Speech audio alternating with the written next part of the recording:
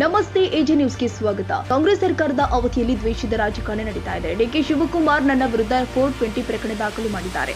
ಈ ಪ್ರಕರಣದಿಂದ ಯಾವುದೇ ಪರಿಣಾಮ ಬೀರುವುದಿಲ್ಲ. ಡಿಕೆ ಶಿವಕುಮಾರ್ ಏನು ಮಾಡಲು ಆಗುವುದಿಲ್ಲ ಅಂತ ಮಾಜಿ ಸಚಿವ ರಮೇಶ್ ಜಾರಕಿಹೊಳಿ ಹೇಳಿದ್ದಾರೆ. ಕಾಂಗ್ರೆಸ್ ಶಾಸಕ ರಾಜುಗಾಗಿ ದ್ವೇಷದ ರಾಜಕಾರಣ ಮಾಡ್ತಾ ಇದ್ದಾರೆ ಎಂದು ಆರೋಪಿಸಿ ಇದು ಕಾಗವಾಡ ಪಟ್ಟಣದಲ್ಲಿ ಬಿಜೆಪಿ ಕಾರ್ಯಕರ್ತರು ನಡೆಸಿದ ಪ್ರತಿಭಟನೆಯಲ್ಲಿ ಭಾಗಿಯಾಗಿ ಮಾತನಾಡಿದರು. ಹಿಂದೆ ಸಿಡಿ ಕೇಸ್ನಲ್ಲಿ ನನಗೆ ಶಿಕ್ಷೆ ನೀಡಬೇಕು ಅಂತ ಕಾಂಗ್ರೆಸ್ನವರು ಪ್ರಯತ್ನ ಪಟ್ಟಿದ್ರು, ಆದ್ರೆ ಆಗ್ಲಿಲ್ಲ. ಈಗ ತಮ್ಮ ಸರ್ಕಾರದ ಅವಧಿಯಲ್ಲಿ ನನ್ನ ವಿರುದ್ಧ ಪ್ರಕರಣ ದಾಖಲು ಮಾಡಿದ್ದಾರೆ. ಈ ಪ್ರಕರಣಗಳು ಲೋಕಸಭಾ ಚುನಾವಣೆ ಮೇಲೆ ಯಾವುದೇ ಪರಿಣಾಮ ಬೀರುವುದಿಲ್ಲ. ಇದರಿಂದ ನಾನು ಹಿಂದೆ ಸರಿಯುವುದಿಲ್ಲ. ನಾನು ಗಟ್ಟಿಯಾಗಿ ಇದ್ದೇನೆ, ಇದನ್ನ ಎದುರಿಸ್ತೀನಿ. ಈ ಕುರಿತು ನಮ್ಮ ವಕೀಲರು ಹೆಚ್ಚಿಗೆ ಮಾತನಾಡಬೇಡಿ ಎಂದಿದ್ದಾರೆ. ಆದ್ದರಿಂದ ಏನು ಮಾಹಿತಿ ನೀಡುವುದಿಲ್ಲ ಎಂದರು. ರಮೇಶ್ ಜಾರಕಿಹೊಳಿ ವಿರುದ್ಧ ಅಪೆಕ್ಸ್ ಬ್ಯಾಂಕ್ನಿಂದ ವಂಚನೆ ಪ್ರಕರಣ ದಾಖಲಿಸಿರುವ ವಿಚಾರಕ್ಕೆ ಪ್ರತಿಕ್ರಿಯಿಸಿ, ಈ ವಿಚಾರದಲ್ಲಿ ಡಿಸಿಎಂ ಡಿಕೆ ಶಿವಕುಮಾರ್ ಪ್ರಕರಣ ದಾಖಲು ಮಾಡಿ ಸಮಾಧಾನ ಮಾಡಿಕೊಳ್ತಾ ಇದ್ದಾನೆ. ನನಗೆ ಸಿಡಿ ಪ್ರಕರಣದಲ್ಲಿ ಶಿಕ್ಷೆ ಕೊಡಿಸಲು ಮುಂದಾಗಿದ್ದ, ಆದರೆ ಆಗಲಿಲ್ಲ. ಅದರಲ್ಲಿ ಅವನು ಕೂಡ ವಿಫಲನಾಗಿದ್ದಾನೆ ಅಂತ ಏಕವಚನದಲ್ಲಿ ಹರಿಹಾಯ್ದಿದ್ದಾರೆ. ಅಯೋಧ್ಯೆಯಲ್ಲಿ ಶ್ರೀರಾಮನ ಪ್ರಾಣ ಪ್ರತಿಷ್ಠಾಪನೆ ನಿಮಿತ್ತವಾಗಿ ಕೇಂದ್ರ ಸರ್ಕಾರ ರಜೆ ನೀಡುವ ವಿಚಾರಕ್ಕೆ ಪ್ರತಿಕ್ರಿಯಿಸಿ, ರಾಜ್ಯ ಸರ್ಕಾರ ಇವತ್ತು ರಜೆ ಘೋಷಣೆ ಮಾಡುತ್ತೆ ಎಂದು ನಿರೀಕ್ಷೆಯಲ್ಲಿ ಇದ್ದೇನೆ, ಕಾದು ನೋಡೋಣ ಎಂದರು. ಪ್ರತಿಭಟನೆ ಮಾಡುವುದು ಒಂದು ಪ್ರಜಾಪ್ರಭುತ್ವ ಅಂಗ. ಮುಂದಿನ ದಿನದಲ್ಲಿ ಕಾನೂನು ಹೋರಾಟ ಮಾಡ್ತೀವಿ. ಮತ್ತು ಇದನ್ನು ಭಾವಿಸಿಲ್ಲ, ಇದನ್ನ ಅಂತ ಆಗ್ತದೆ.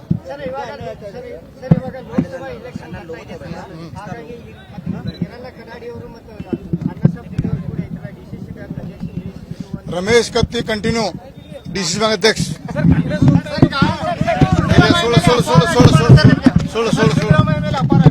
ಹೌದು, ಇವತ್ತು ಅದ ನಮ್ಮ ಲೀಡರ್ ಅವ, ಇವತ್ತು ನಮ್ಮ ಲೀಡರ್ ಅವ. ಅವ್ರ ಪಕ್ಷ ಬಂದಾಗ ನಮ್ಮ ಬೇರೆ ಹಾಕಲ್ ಬಿಡ್ರಿ. ಪಾಪ ಡಿ ಕೆ ಶಿವಕುಮಾರ್ ಒಂದು ಜೀವನ ಸಮಾನ ಮಾಡ್ಕೋತಾನ ನೋಡ್ರಿ. ಪಾಪ ಅವ ನನಗೆ ಸಿಡಿ ಕೇಸ್ ಬಹಳಷ್ಟು ದೊಡ್ಡ ಪ್ರಮಾಣ ಸಜಾ ಮಾಡಿಸೋದು ನಾವು ಫೇಲ್ ಆದ. ಇದು 420 ಹಾಕ್ಸಿ ಹೋಗೋದಾನ. ಸ್ವಲ್ಪ ಟಿವಿಯಾಗ ನನ್ನ ಹೆಸರು ಬಂದು ನೋಡ್ಕೊಂಡು ಸಮಾನ ಮಾಡ್ಕೊಲ್ಲ ನೋಡ್ರಿ. ಗಟ್ಟಿ ಮಾಡ್ತಾರ, ನಾವು ಗಟ್ಟಿ ಮಾಡ್ಲಿ. ಅವಾಗ ಮುಂದೆ ಬರ್ದಿಂದ ನೋಡೋಣ ನೋಡ್ರಿ. ಅದೊಂದು ಕೆಲವೊಂದು ವಿಷಯ ನಾನು ಬಹಿರಂಗ ಪಡಿಸಕ್ ಬರೋಲ್ಲ. ನಮ್ಮ ಅಡ್ವೊಕೇಟ್ಸ್ ಹೇಳಿದಾರೆ, ಮುಂದಿನ ಬೇಕಾದ್ರೆ ಅದೆಲ್ಲ ಕೋರ್ಟ್ ಮುಗಿದ ಫುಲ್ ಫ್ರೆಶ್ಮೆಂಟ್ ಮಾಡ್ತಾ ಅವಾಗ ಡೀಟೇಲ್ ಹೇಳ್ತಾನೆ.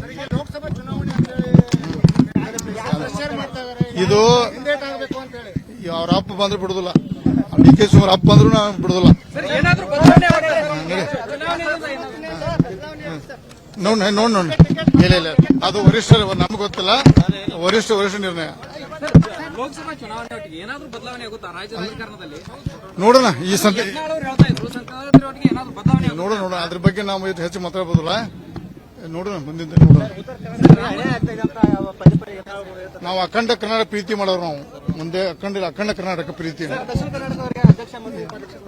ಕೊಟ್ಟು ಅದ್ರ ರಾಜ್ಯದಲ್ಲಿ ಕೊಟ್ಟಾರೆ, ಹೊರಗೆ ಕೊಟ್ಟಿಲ್ಲ. ಇಲ್ಲ ಅಖಂಡ ಮತ್ತೆ ಮುಂದಿನ ಬೇರೆ ವಿಷಯ ಬೇರೆದಾಗ ಕೊಡ್ತಾರೆ ಪಕ್ಷ. ನೋಡೋಣ.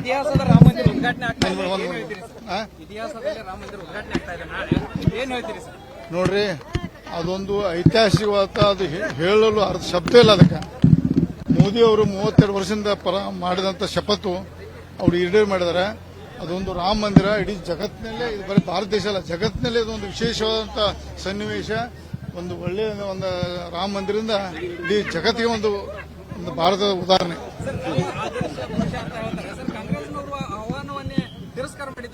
ಅವ್ರಿಗೆ ಅದ ತಿಳಿಯೋದು ನನಗೆ ಹಿಂದಿನ ನಾನು 5 ವರ್ಷ ಕಾಂಗ್ರೆಸ್ ಆಗಿದ್ದೆ. ಈ ಮಟ್ಟಕ್ಕೆ ಕಾಂಗ್ರೆಸ್ ಯಾರು ಅಡ್ವೈಸ್ ಮಾಡ್ತಾ ಅರ್ಥ ಆಗೋದು. ರಾಮ ಅದ ಎಲ್ಲರಿಗೂ ದೇವ್ರ, ಕಾಂಗ್ರೆಸ್ ಗಟ್ಟ ಬಿಜೆಪಿ ಎಲ್ಲರಿಗೆಲ್ಲ, ಬಿಜೆಪಿ ದೇವರೆಲ್ಲ ಕಾಂಗ್ರೆಸ್ ದೇವರು ಎಲ್ಲ ಮಾನವ ದೇವರವರು. ಯಾರು ಕಾಂಗ್ರೆಸ್ ಯಾರು ಅಡ್ವೈಸ್ ಮಾಡಿದ್ರೆ ಅರ್ಥ ಆಗುತ್ತೆ ನನಗೆ ಗೊತ್ತಿಲ್ಲ. ಬಹುಶಃ ವೋಟ್ ಬ್ಯಾಂಕ್ಸ್ ಅವರು ಕಾಂಗ್ರೆಸ್ ಪಕ್ಷ ಬರೀ ಕಾಂಗ್ರೆಸ್ ಪಕ್ಷ ಒಂದೇ ಸಮುದಾಯಕ್ಕೆ ವೋಟ್ ಮಾಡಿ ಡಿಫೆಂಡ್ ಆಗಿಬಿಟ್ಟವ್ರು. ಅವು ಹೋದ್ರೆ ಹೇಗೆ ಹೆಸರು. ನಾವೊಂದು ಕೋಟಿ ಕೊಟ್ಟನು,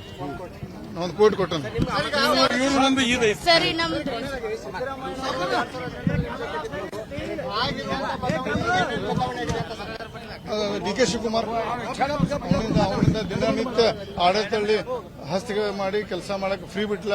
ದಿನನಿತ್ಯ ಹೈಕಮಾಂಡ್ ಮುಖಾಂತರ ಪ್ರೆಷರ್ ತರೋದು. ಅವರು ಸಿದ್ದರಾಮಯ್ಯ ಫ್ರೀನೇ ಇಲ್ಲ ಪಾಪ. ಅವರು ಆಕ್ಚುಲಿ ಒಳ್ಳೆ ಮುಖ್ಯಮಂತ್ರಿ, ಅವ್ರು ಫ್ರೀ ಬಿಟ್ಟು ಒಳ್ಳೆ ಕೆಲಸ ಮಾಡ್ತಾರೆ, ಆದ್ರೆ ಅವ್ರಿಗೆ ಫ್ರೀನೇ ಇಲ್ಲ. ಡಿ ಕೆ ಶಿವಕುಮಾರ್ ಹೈಕಮಾಂಡ್ ಮಟ್ಟದಲ್ಲಿ ಬಹಳಷ್ಟು ಪ್ರಭಾವ ಬೀರಿ ಅಲ್ಲಿ ಏನೇನೋ ಮಾಡಿ ಅವರು ಸಿದ್ದರಾಮಯ್ಯ ಕೆಲಸ ಮಾಡುವಂತ ಸನ್ನಿವೇಶ ತಂದಾರ. ನೋಡೋಣ ಮುಂದಿನ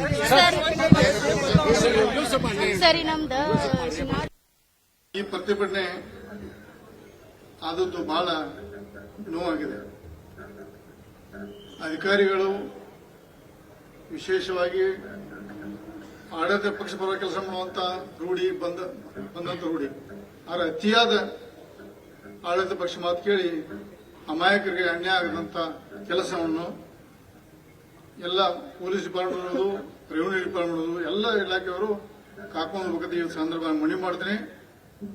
ಈ ಸಂದರ್ಭದಲ್ಲಿ ಈ ಕೇಸ್ ಬಗ್ಗೆ, ಈಗ ಶಿಂಗೆ ಅವರು ಕೊಟ್ಟ ಕೇಸ್ ಬಗ್ಗೆ ಪೊಲೀಸ್ ವರಿಷ್ಠಾಧಿಕಾರಿ SP ಅವ್ರ ಜೊತೆ ಮುಖಾಂತರ ಮಾತಾಡಿದ್ದೀನಿ. ನಾನು ವಿಷಯ ನನಗೆ ಗೊತ್ತದೆ, ಆದ್ರೆ ಯಾರು ತಪ್ಪಪ್ಪ ಆಮೇಲೆ ನೋಡೋಣ. FIR ಮಾಡೋದು ಕರ್ತವ್ಯ.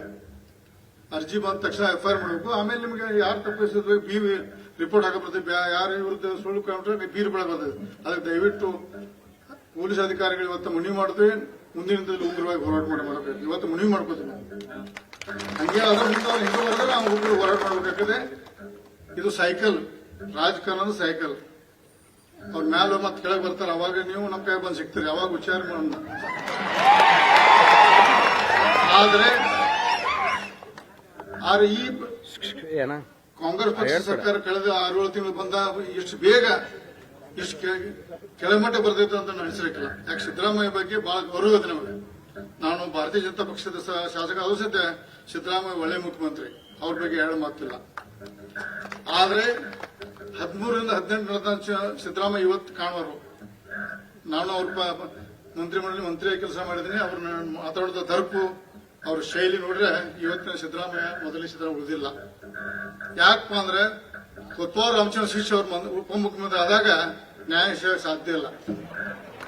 ಯಾಕ ಸಿದ್ದರಾಮಯ್ಯ ಒಳ್ಳೆಯವರು ಅದಾರ, ಅವ್ರು ಕೊಡೋ ಪರವಾಗಿ ಯಾವಾಗ ಅದಾರ, ಅವ್ರ ಪಕ್ಷಾತೀತ ಕೆಲಸ ಮಾಡಿದಾರ. ನಾನು ಮಂತ್ರಿ ನೋಡಿದ್ದೇನೆ. ಅವ್ರು ಯಾರು ಅವ್ರ ಬಗ್ಗೆ ಒಳಗೆ ಹಾಕ್ರಿ, ಅವ್ರನ್ನ ಇದು ಮಾಡಿ ಎಂದೂ ಹೇಳಿಲ್ಲ. ಆದ್ರೆ ಉಪಮುಖ್ಯಮಂತ್ರಿ ಕೊತ್ವಾಲ್ ರಾಮಚಂದ್ರ ಶಿಶ್ ಅವರು ಬರೀ ಇದೇ ಮಾಡ್ಕೊಂಡ್ ಜೀವನದಲ್ಲಿ ಅವ್ರು ಇದನ್ನ ಮಾಡಾರ. ಶಿಂಗೆ ಅವ್ರು ನಿಮ್ಮ ಮೇಲೆ ಕೇಸ, ನನ್ನ ಮೇಲೆ ಕೇಸ್ ಆಗಿದ್ದಾರೆ ಮೊನ್ನೆ 420. ನೀವು ಹಾಕೋ ದೂರ ಉಳಿತ ನಮ್ಮಂತರ ಮೇಲೆ ಹಾಕಿದ್ರೆ ನಿಮ್ಮಂತರ ಇನ್ನೂ ಏನೇನು ಹಾಕೈತೆ ದೇವ್ರ ಬಲ್ಲ. ಯಾಕೆ ಕೊತ್ವಾಲ್ ರಾಮಚಂದ್ರ ಶಿಶ್ ಅಧಿಕಾರ ಸಿಕ್ಕಾಗ ಪುಣ್ಯಾಕ್ ಮತ್ತೆ ಸಿದ್ದರಾಮಯ್ಯ ಮುಖ್ಯಮಂತ್ರಿ ಚಲೋ ತಪ್ಪು ಏನೋ ಆಗಿತ್ತಂದ್ರೆ ಎಲ್ಲ ನಮ್ಮ ಆಸ್ತಿಗಳು ಅವ್ರ ಹೆಸರಲ್ಲಿ ಹಾಕೋದು ಉತ್ತರ. ಸಿದ್ದರಾಮಯ್ಯ ಮುಖ್ಯಮಂತ್ರಿ ಆಗಿದ್ದ ನಮ್ಮ ದೈವ. ಏನ ತಪ್ಪು ಏನ DK ಶಿವಕುಮಾರ್ ಮಂತ್ರಿ ಚೀಫ್ ಮಿನಿಸ್ಟರ್ ಆಗಿತ್ತಂದ್ರೆ ಬೆಳಗಾವದ ವಿಷಯಕ್ಕನ್ನೇ ಮತ್ತೆ ಅವ್ರ ಕೂಡಿ ಎಲ್ಲವರು ಉತ್ತರ ಎಲ್ಲ ಅವ್ರ ಹೆಸರು, ಉತ್ತಾರನೆ ಅವ್ರ ಹೆಸರೇ ಎಲ್ಲ. ಕಾಲೇ ಕುತ್ಕೊಂಡು ಇಡೀ ಕಂಪ್ಯೂಟರ್ ಬಡ್ರೆ ಅವ್ರ ಹೆಸರು ಬರ್ತಿದ್ವು. ದೇವ್ರ ದೊಡ್ಡವನು ಸಿದ್ದರಾಮಯ್ಯ ಮನವಿ ಮಾಡ್ಕೋತೀನಿ. ನಾನು ಪರ್ಸನಲ್ ಭೇಟಿ ಹಾಕೊಂಡು ಹೋಗಿ ಬೆಂಗಳೂರದಾಗ ಬರೀ ಬರೀ ಕಾಗವಾಡದಲ್ಲಿ ಮಾತಾಡೋದಿಲ್ಲ, ಇದು ಇಡೀ ರಾಜ್ಯದಲ್ಲೇ ನಡೆದಿದೆ.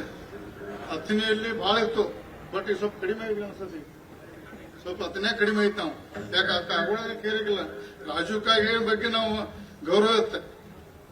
ಯಾಕಂದ್ರೆ ರಾಜೀವ್ ಕಾಗೆ ಸತತ ನನ್ನ ಜೋಡ 4 ಸಲ MLA ಅಂತ ನನ್ನ ಜೋಡ. ನಾ 7ನೇ ಬಾರಿ ಶಾಸಕಿಗೆ ರಾಜೀವ್ ಕಾಗೆ 4 ಬಾರಿದ ಸೋತ, ಮತ್ತೆ ಈಗ ಆಶ್ ಬಂದಾನ. ಆದ್ರೆ ರಾಜೀವ್ ಕಾಗೆ ಹಿಂಗಿರ್ಲಿಲ್ಲ. ಈಗ ಬಹುಶಃ 10ನೇ ಗಾಳಿ ಬಿಡತೈತೆ ಅವ್ನು ಬಹುಶಃ ಮಟ್ಟಿಗೆ. ರಾಜೀವ್ ಕಾಗೆ ಹಂಗ ಇರ್ಲಿಲ್ಲ. ನಾ ಬಹಳ ನೇರವಾಗಿ ಇವತ್ತು ನನ್ನ ಸಮಾಚಾರ ನಾವು ನೇರವಾಗಿ ಬೈತೀವಿ ಅವನು. ಆದ್ರೆ ಇವತ್ತು ಈ ಮಟ್ಟಕ್ಕೆ ಹೋದಾಗ ನಂಗೂ ಬಹಳ ವಿಚಿತ್ರ ಅನಿಸಿದೆ. ಯಾಕಂದ್ರೆ ನೇರ ನಮ್ ಜೊತೆ ನೇರ ಮಾತಾಡ್ತಾನೆ, ಶ್ರೀಮಂತ ಪಡೆಗೆ ನೇರ ಮಾತಾಡ್ತಾನೆ. ಆದ್ರೆ ಈ ಮಟ್ಟಕ್ಕೆ ಬಂದ್ರೆ ಒಂದು ಬಹುಶಃ ಮುಂದಿನ ದಿನ ಮಾಜಿ ಆಗೋದು ನಕ್ಕೆ ಐತಿ. ಯಾಕಂದ್ರೆ ಅಥಣಿ ಮತ್ತು ಕಾಗವಾಡ ಮತ್ತು ಕುಡ್ಚಿ ಮುಂದಿನ ದಿನ ಮತ್ತು ಭಾರತೀಯ ಜನತಾ ಪಕ್ಷದ ಜೆಂಡಾ ಹಚ್ಚಲೇಬೇಕು ನಾವು. ಮುಂದಿನ ದಿನ ಅಥಣಿ ಇರ್ಬೋದು, ಕಾಗವಾಡ ಮತ್ತೆ ನಾವು ಕುಡ್ಚಿ ಇರ್ಬೋದು. ಯಾವುದೇ ಕಾರಣಕ್ಕೂ ನಾವು ಮುಂದಿನ ಸಲ ಬಿಜೆಪಿ ಜೆಂಡಾ ಹಚ್ಚಲೇಬೇಕು. ಮತ್ತೆ ಅಧಿಕಾರ ಶಾಶ್ವತ ಅಲ್ಲ, ಜನರ ಶಾಶ್ವತ ನಮ್ಗೆ ಆಗಲು ಅಧಿಕಾರ ಬರ್ತೈತೆ. ತಾಜಾ ಸುದ್ದಿಗಾಗಿ AJ ನ್ಯೂಸ್ 24x7ಗೆ ಸಬ್ಸ್ಕ್ರೈಬ್ ಮಾಡಿ ಮತ್ತು ಬೆಲ್ ಐಕಾನ್ ಒತ್ತಿ ತಪ್ಪದೇ ಲಿಂಕ್ ಶೇರ್ ಮಾಡಿ.